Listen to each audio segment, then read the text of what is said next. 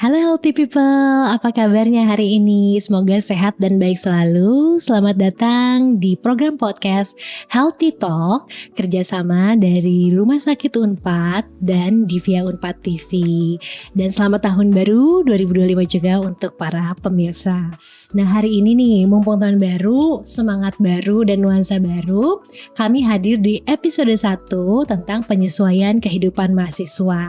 Hari ini kami sudah mengundang dokter spesialis kejiwaan Rumah Sakit Unpad, Dr. Anke Rafa Rizky, SPKJ MSc. Selamat datang Dr. Anke. Terima kasih. Sudah sehat kabarnya? Sehat. Alhamdulillah. Di tahun baru ini saya udah semangat banget nih dok, mau nanya-nanya, terutama berkaitan dengan penyesuaian kehidupan mahasiswa. Ini udah gak sabar. Gimana dok? Yuk. Kita langsung mulai aja. Oke. Kita langsung mulai ya dok ya. Boleh. Dengan pertanyaan pertama nih, karena kita mau bertanya mengenai apa sih biasanya masalah kesehatan kejiwaan di mahasiswa, terutama ya dewasa muda usia 18 sampai 22 tahun. Oke. Apa yang biasanya gitu ya? Biasanya itu kalau yang berdasarkan pengalaman pribadi nih, berdasarkan pengalaman berpraktek, ada yang kadang bermasalah di awal ketika mereka baru mulai masuk ke dunia baru dari SMA masuk ke kuliah. Terus ada juga mungkin tengah-tengah ya, ada permasalahan perkuliahan, atau juga mungkin yang di akhir-akhir ketika mau selesai. Iya. Jadi bisa di mana kapanpun sebenarnya, mau awal, mau tengah, mau akhir, bisa banget. Setiap orang tidak pernah akan lepas dari stresor kan, dari permasalahan. Betul. Yang biasanya jadi masalah adalah ketika mereka merespon terhadap permasalahannya itu. Ada yang, makanya kenapa ada yang di awal kuliah mereka lolos-lolos aja, ada yang di awal kuliah ternyata ada masalah. Di tengah pun juga sama, mungkin burnout kayak gitu ya. Banyak tugas, tambah semester, sangkain kuliah menyenangkan, ternyata susah gitu. Terus di akhir-akhir semakin susah karena dengan tugas akhir, terus juga mungkin tuntutan macam-macam gitu ya. Pengennya lulus tuh udah langsung punya pekerjaan apa-apa gitu, mungkin banyak tuntutan. Sehingga akhirnya permasalahannya bisa dialami siapapun. Kapanpun gitu. Dan ada umum waktunya ya, misalnya di awal kuliah nih, misalnya usia 18, kan 18-17 tuh baru perpindahan ya dok ya. Bener. Transisi dari SMA kemudian ke kuliah. Nah itu biasanya apa sih dok yang umumnya gitu ya, yang muncul masalah kesehatan kejiwaannya yang cukup banyak sering gitu? Rata-rata yang dialami adalah kecemasan tentang ataupun sedih juga ya, cemas dan sedih itu tuh biasanya suka hal-hal yang beriringan. Ada rasa cemas tuh berarti kan mengkhawatirkan sesuatu hal yang belum terjadi. Betul. Biasanya. Kalau sedih biasanya udah hal terjadi, mungkin ada penyesalan atau ada suatu kehilangan. Contohnya misalkan pada mereka yang awal-awal habis lulus SMA gitu ya, umur 17-18 tahun. SMA yang kayaknya menyenangkan mungkin untuk sebagian besar orang ya. Nah terus pas masuk kuliah harus terpisah dari orang tua, terpisah dari gengnya, teman-temannya, pada nyebar kuliah di mana-mana. Harus mau hidup mandiri di sini, mau di kos, mau di Jatinangor sih kan ada apartemen gitu ya. Pokoknya harus mau hidup mandiri, makan sendiri, apa semuanya tuh nggak ada ini. Walaupun orang tua juga sering telepon, tapi kan tetap semuanya harus dilakukan sendiri ya. Nah itu mungkin. Terus juga penyesuaian. Ternyata kuliah itu banyakan kita harus belajar mandiri. Nggak bisa diajarin lagi gitu ya sama kalau SMA kan kayak disuapin ya. Benar gitu. Kalau misalkan di kuliah ternyata harus belajar sendiri. Itu juga akan menjadi suatu penyesuaian untuk orang-orang gitu. Nambah lagi pertemanan dari beda daerah. Yang tadinya mungkin di kota asalnya kan homogen ya. Masuk kuliah heterogen banget, mungkin dari baratnya Indonesia sampai timurnya Indonesia ada gitu. Jadi mereka juga harus menyesuaikan dengan perbedaan budaya, kebiasaan. Itu juga pasti akan menjadi satu stresor tertentu sih untuk banyak orang gitu. Akhirnya merasakanlah apa yang namanya, aduh sedih ya ninggalin orang tua. Aduh cemas nih gimana kuliah, akademis, apalagi gitu ya. Jadi akhirnya mereka sendiri kayak mungkin kalau istilah anak sekarang overwhelm, iya betul. Segala sesuatu tuh jadi kayak diterima banyak banget dalam satu waktu yang singkat gitu. Jadi akhirnya mereka overwhelm gitu. Sering denger sih mereka ngomongnya gitu ya. Overwhelm atau kayak terlalu banyak stresor yang berdatangan dalam waktu bersamaan gitu. Jadi akhirnya mereka harus gimana nih, mana dulu, akhirnya bagaimana itu sih. Dan perubahannya mungkin tidak hanya secara struktural, maksudnya dari akademik, kemudian personalnya yang tadi seperti dokter Angka sampaikan ya. Jadi bukan kehilangan, kayak tidak ada teman yang biasanya bisa sharing, harus ada momen baru, harus cari teman baru, kan itu perlu effort juga ya. Benar banget. Berarti kecemasan dan kesedihan. Karena biasanya mungkin kalau saya gitu ya dok, saya belum bisa membedakan saya ini cemas atau sedih karena merasa nempel di satu momen bersamaan gitu. Iya. Itu kira-kira ya dok ya, gejalanya nih. Karena biasanya kan kalau saya berada di generasi yang kayaknya denial gitu. Kayak ini enggak kok, ini bukan sedih, ini cuman emosi luapan aja gitu. Itu gejala atas dua spesifik ya dok ya, kecemasan dan kesedihan tuh apa sih gejalanya? Oke. Rasa sebetulnya intinya adalah ketidaknyamanan. Jadi kayak kita merasa cemas itu khawatir terhadap sesuatu hal yang belum terjadi. Contohnya misalkan, nanti akademis gimana, nanti nggak ada mau yang berteman dengan saya, nanti saya kuliahnya gimana nih, mampu atau enggak gitu mungkin ya, atau ini jurusan yang nggak cocok sama saya gimana nih gitu, bisa jadi. Kalau kesedihan itu biasanya ada sesuatu yang hilang, jadi kita mungkin kehilangan kebiasaan kita yang dulu sehingga sekarang harus menyesuaikan dengan kondisi yang baru. Rata-rata orang sedih itu diidentikan kan dengan nangis ya, betul, gitu. Betul. Padahal sebetulnya nggak melulu kita nangis itu sedih. Kayak contoh misalkan kita nonton Korea, ya kita merasa sedih, tapi sebenarnya bukan sedih yang sesungguhnya sih, hanya bisa kita merasakan apa yang ditampilkan gitu dari filmnya gitu. Sedih itu berarti ada perasaan tidak nyaman juga, rasa seperti ada rasa kehilangan, rasa kosong kayak gitu ya. Bisa digambarkan, tiap orang akan menggambarkan perasaan itu berbeda sih gitu. Betul. Biasanya orang-orang datang tuh udah ada perasaan saya sedih dok gitu, udah berapa hari, udah berapa minggu ini sedih, dan biasanya disertai dengan penurunan fungsi. Penurunan fungsi itu adalah dia udah mungkin ngurus diri sendiri juga nggak bisa ya, lalai gitu ya dok ya, mengabaikan kesehatan. Jadi bisa jadi adalah ketika mereka biasanya makan sehari 2 kali 3 kali, udah nggak ada nafsu makan, jadi nggak mau makan gitu. Terus tidur juga jadi terganggu, rata-rata biasanya gitu ya, tidur nggak bisa tidur nih beberapa hari gitu. Akhirnya datanglah mungkin ke profesional karena jadi mengganggu keseharian ya. Kan orang nggak tidur berhari-hari pasti lelah rasanya. Terus udah gitu jadi cranky, jadi sensitif gitu ya.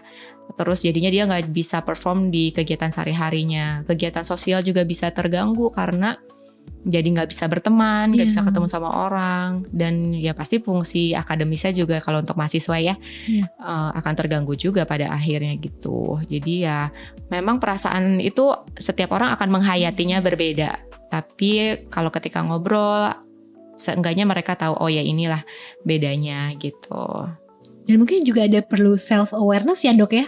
Benar. Jadi misalnya kayak rasa tidak nyaman ini udah berapa hari saya rasakan, terus misalnya saya ada yang excessive sleepiness juga ya dok ya, misalnya jadi tidur terus, nggak mau ngobrol, dan mungkin ada menarik diri, itu sudah mulai jadi sebagian dari gejala ya dok ya. Iya. Itu jadi tanda-tandanya sih.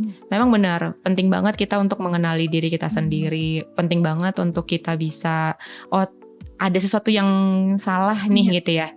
Dan gak usah malu untuk ketemu profesional sih sebenarnya. Kan kadang-kadang kita malu ya gitu. Ada rasa malu, ada rasa udahlah ini mah harus bisa dilewatin gitu ya. Tapi ternyata semakin dini sebenarnya kita ketemu seseorang yang lebih paham. Karena kan belum tentu misalkan kita curhat sama seseorang, dia meresponnya dengan tepat gitu. atau misalkan memberikan solusinya malah bukan memberikan solusi, malah memberikan masalah yang baru misalkan gitu ya. Nasihatin gitu ya dok ya. Iya benar. Padahal itu mah gak ada apa-apanya. Dulu saya gini kan. Iya gitu ya. Benar. Padahal mungkin sebetulnya dia hanya butuh ventilasi aja, butuh hanya menyalurkan apa yang dirasakan gitu. Dan kadang-kadang kan kita suka ekspektasi terhadap teman sendiri, bahkan sahabat sendiri gitu yang kita rasa udah berteman belasan tahun, puluhan tahun, dia ngerti kita. Tapi kan pada titik tertentu kadang-kadang kita kok responnya dia cuman gitu ya gitu. Padahal dia mungkin ngerasanya karena udah ngerasa dekat sama kita ya. Jadi bisa terbuka aja gitu. Pas jadi gitu ternyata ekspektasinya berbeda dengan apa yang kita harapkan, kecewa, semakin lah tambah sedih gitu. Yang mungkin sering terjadi kan gitu ya dok ya. Bener. Jadi sedih, kemudian curhat, tanggapan tidak sesuai ekspektasi, kita jadi makin double gitu sakitnya. Bener, apalagi di usia 18-22 ya dok ya. Maksudnya di fase itu kan masih banyak mungkin yang orang bilang labil ya. Labil tuh mungkin dalam artian yang nanti mungkin dok bisa jelaskan ya dalam istilah medisnya gitu. Jadi mungkin itu sangat jadi rentan dan rapuh mungkin ya dok ya. Oke, jadi kan kayak usia 17-18 itu kan kalau secara teorinya gini ya, pembentukan kepribadian gitu. Jadi pada akhirnya ketika nanti umur 18 tahun itu ada ciri kepribadian tertentu yang sama orang tersebut kita bawa sampai nanti dewasanya. Udah jadi kayak cetakannya gitu ya. Itu kan hasil dari secara biologis kita, secara psikologis kita, secara sosialnya kita ngebentuk kita seperti itu gitu. Jadi akhirnya ada ciri kepribadian tertentu. Nah, pada akhirnya ciri kepribadian itulah yang kadang-kadang akhirnya bisa menjadi memperberat atau memunculkan menjadi kita seseorang yang lebih rentan aja terhadap suatu stresor gitu. Contohnya misalkan orang-orang yang pencemas, emang bawaannya udah cemasan banget gitu ya, khawatir aja. Aduh nanti kalau saya kayak gini gimana? Belum apa-apa tuh udah mikirin hal-hal yang buruk-buruknya dulu gitu. Jadi akhirnya gak menyelesaikan tugas ya kan gitu. Ada orang-orang yang takut ketemu sama orang karena takut dinilai orang, takut jadi merasa kayak diliatin terus sama orang lain gitu. Memang bawaannya pencemas, akhirnya jadi nggak keluar rumah, akhirnya jadi ya itu tadi menarik diri. Lebih baik kayak nggak bergaul gitu dibandingkan bergaul, kan jadinya sulit ya gitu dia untuk bisa mengembangkan diri. Nah jadi ciri-ciri kepribadian itu sih yang sebenarnya bisa menjadi semakin kita mengenali juga akhirnya kita bisa tahu kapan harus ketemu sama profesional gitu. Gitu sih. Jadi kalau misalkan pun kita mengalami suatu stresor, kita juga kan harusnya bisa ya. Maksudnya secara umum tuh tubuh tuh sudah terdesain untuk bisa menghadapi suatu masalah. Secara alaminya ya dok ya? Iya, secara alaminya bahwa kita tuh ada muncul kecemasan karena kan mungkin kita untuk lebih berhati-hati ya untuk supaya kita bisa mengambil keputusan dengan baik. Tapi ada yang cemasnya berlebih sehingga akhirnya takut untuk mengambil satu keputusan, akhirnya jadi takut untuk ngapain, jadinya mengganggu fungsi hariannya dia gitu. Berarti juga bisa jadi salah satu ya dok ya? Karena kan bisa jadi juga yang misalnya kayak kita ngobrol gitu ya, itu mah biasa gitu, nanti juga lewat. Nah justru malah sekarang tuh baiknya kalau kita sudah mengenal ketidaknyamanan itu, ada baiknya kita langsung bisa meminta bantuan profesional ya. Betul. Gak harus nunggu sampai berat banget. Gak apa-apa, maksudnya misalkan ketemu nih masih ringan-ringan aja, ketemu sama profesional gitu ya, mau psikolog, mau psikiater gitu, gak apa-apa. Toh nanti akan kami bantu untuk ketika konsultasi gitu, sebenarnya apa sih yang dialamin gitu ya. Jadi dia juga tahu. Kadang-kadang tuh emang cuma hanya butuh ventilasi itu aja sih gitu. Iya dok, betul. Dan juga mungkin kan kalau misalnya banyak yang gini juga dok, self diagnose gitu. Bisa. Misalnya merasa ada gejala, kemudian biasa dengan Mr. Google ya. Terus Mr. Google nanti munculnya penyakit gangguan kesehatan kejiwaan yang cukup berat. Nah itu gimana dok? Karena biasanya mahasiswa muda gitu ya, misalnya ada tadi yang dok sampaikan malu, takut ada stigma juga dengan berobat walaupun masalah kesehatan kejiwaannya ringan. Itu gimana dok?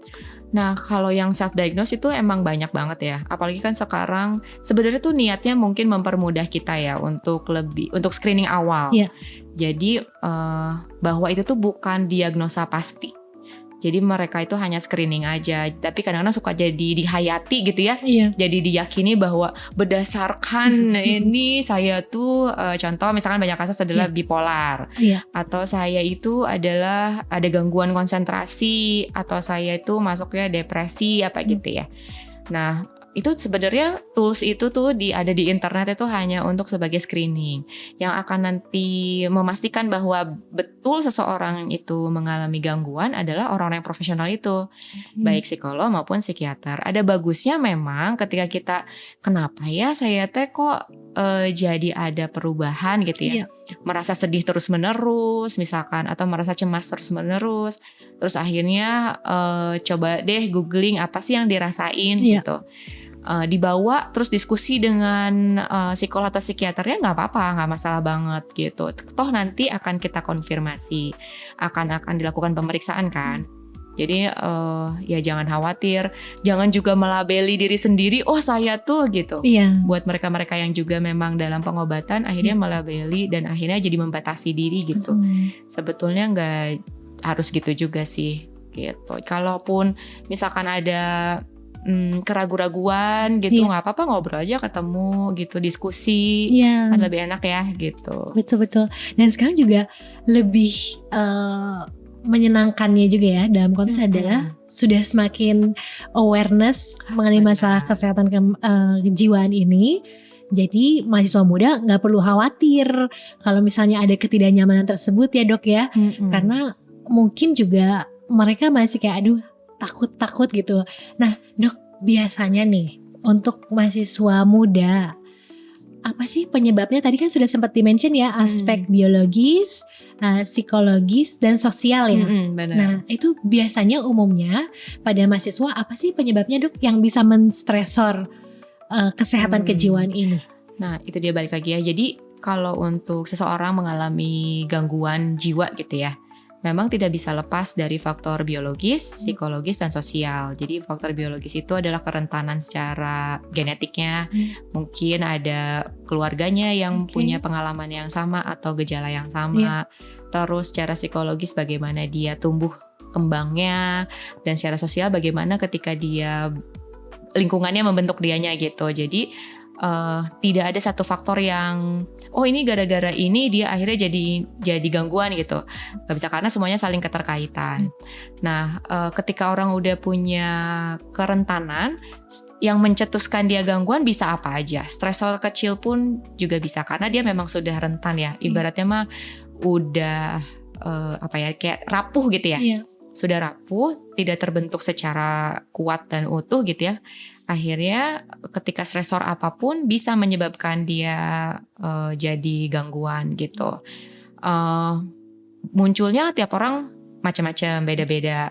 Ada yang mungkin emosinya jadi meledak-ledak, yang tadinya nggak kenapa-kenapa karena perubahan lingkungan, atau ada sesuatu hal yang amat sangat menyakitkan gitu ya, kejadian kehidupan yang menyakitkan. Akhirnya dia mengalami sesuatu hal yaitu tadi stresor, akhirnya gangguan gitu. Munculnya beda-beda, ada yang ngalaminnya sedih, ada yang ngalaminnya jadi munculnya kecemasan. Mungkin kalau bisa sedikit menyampaikan adalah mungkin ada yang langsung pikirannya menyakiti diri sendiri, atau pikiran untuk mengakhiri hidup mungkin gitu ya. Karena itu tadi saking rasa sakit gitu ya yang dirasakan atau ketidaknyamanan itu, sehingga hal terakhir yang bisa dilakukan adalah untuk menghentikan itu semua, adalah kayak untuk menghentikan atau mematikan rasa ketidaknyamanan, ya udah mengakhiri hidup gitu misalkan. Yang terfikirkan itu. Tapi sebenarnya kalau misalkan mau untuk berkonsultasi, kita akan cari solusinya sama-sama gitu. Jadi bukan jadi permasalahan itu tuh bukan jadi akhir suatu perjalanan hidup kita gitu. Jadi harusnya bahwa perjalanan hidup atau kita mengalami suatu permasalahan adalah justru kesempatan kita untuk lebih berkembang lagi gitu kitanya, lebih blooming lagi lah istilahnya gitu ya. Menjadi bagian dari perjalanannya ya, bukan akhir dari perjalanannya. Betul. saya sempat baca juga dok, jadi kan di Jepang gitu ya, salah satunya ada bukan tren, muncul banyaknya memang generasi muda yang menarik diri sampai ke tahap terganggu, bukan lagi terganggu keseharian, tapi memang memutuskan untuk tidak menjalankan rutinitasnya. Nah itu berkaitan dengan ini juga dok, kan bisa jadi nih ada gangguan ke akademik ya.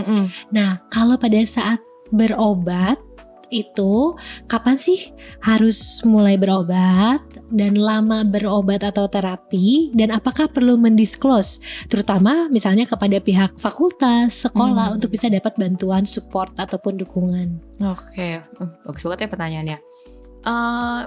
Kalau misalkan dalam pengobatan berapa lama waktunya pasti tergantung dari kasusnya ya, berapa berat, ringan, sedang, beratnya si suatu kasusnya ini. Jadi kayak misalkan berat mungkin bisa bertahun-tahun, kalau sedang atau ringan nggak bisa dipatok sih kalau waktunya. Rata-rata 6 bulan sampai tahunan juga ada. Terutama kalau yang berat-berat ya, kalau yang udah kasusnya psikotik, mendengar suara-suara, melihat sesuatu, atau sampai ada suatu gangguan isi pikir gitu, kayak berat ya, misalkan kita skizofrenia gitu, itu kan pengobatannya bisa bertahun-tahun. Karena angka kekambuhannya juga besar gitu untuk mereka. Tapi kalau misalkan kasus-kasus yang lain, misalkan depresi atau apa, bisa ya bulan, hitungannya bulan dengan tahun. Tapi bisa jadi dalam pengobatan tetap berfungsi. Kalau misalkan memang dia dalam kondisinya tidak berat, kan tetap mereka bisa berfungsi sambil berobat, sambil mereka melakukan aktivitas yang lainnya. Kalaupun misalkan ternyata harus cuti akademis, itu masih bisa didiskusikan gitu ya.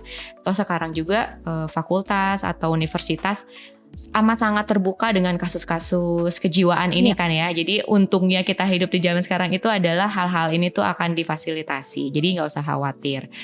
Kan bisa nggak disampaikan ya ke fakultas atau ke dosen atau ke pihak sekolahnya.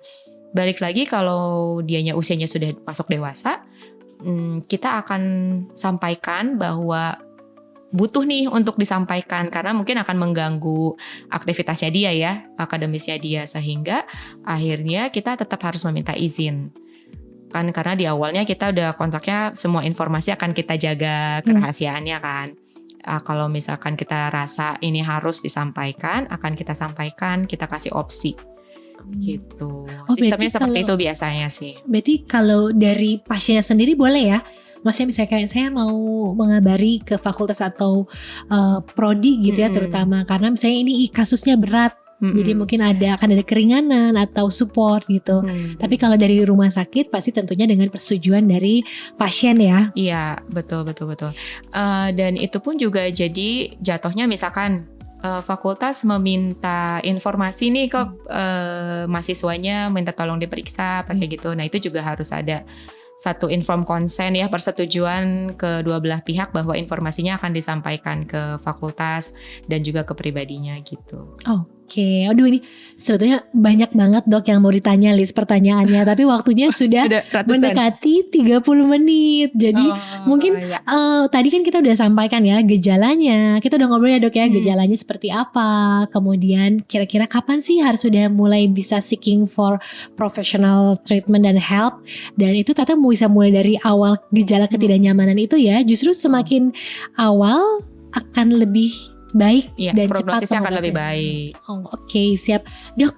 Ini kita mau tahu nih, karena dokter Angkir kan jadwalnya di rumah sakit Unpad. Jadi misalnya ini jadwalnya dokter kapan aja. Jadi mungkin mahasiswa yang mau untuk discuss atau consult itu bisa langsung tahu jadwalnya. Oke, di rumah sakit Unpad saya berpraktek Senin, Selasa dan Rabu jam 8 sampai jam 11. Gitu. Berarti sesi 1 dan sesi 2 ya kalau di jadwalnya kampus di Unpad. Siap. Dok, sebelum ditutup juga, mungkin ada pesan yang ingin disampaikan kepada para mahasiswa berkaitan dengan penyesuaian kehidupan mahasiswa, terutama bentar lagi kita mau mulai tahun baru, ajaran baru. Oke, apapun itu yang terjadi di kehidupan kita, pasti semuanya akan bisa kita selesaikan bersama gitu ya. Jadi jangan malu untuk ketemu sama profesional, jangan malu untuk terbuka tentang permasalahannya.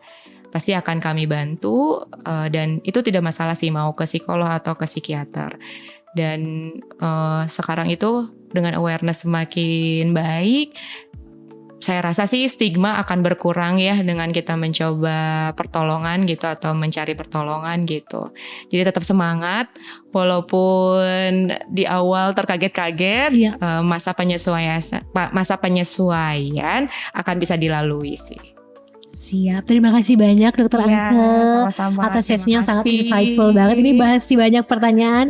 Jadi jangan menolak lagi ya Dok ya, nanti kalau ada undangan selanjutnya untuk edisi khusus. Karena ini banyak banget yang mau dibahas nih Dok. Terima kasih banyak Dok atas kesediaannya. Semoga banyak manfaat sih buat banyak sekali ini manfaatnya pasti banyak. Terima kasih banyak Dok. Dan terima kasih banyak juga untuk Divya Unpad TV dan juga Rumah Sakit Unpad. Dan untuk pemirsa yang ingin tahu jadwal Dokter Anke dan juga informasi yang terupdate mengenai Rumah Sakit Unpad, bisa cek di Instagramnya @rumasakitunpad dan juga ada link pendaftarannya. Jadi saya tutup untuk sesi podcast kali ini di episode 1 menyesuaikan kehidupan mahasiswa dengan Dokter Anke Rafa Rizky SPKJ MSc. Terima kasih sekali lagi banyak ya Dok. Dengan senang hati. Sampai berjumpa lagi di episode selanjutnya.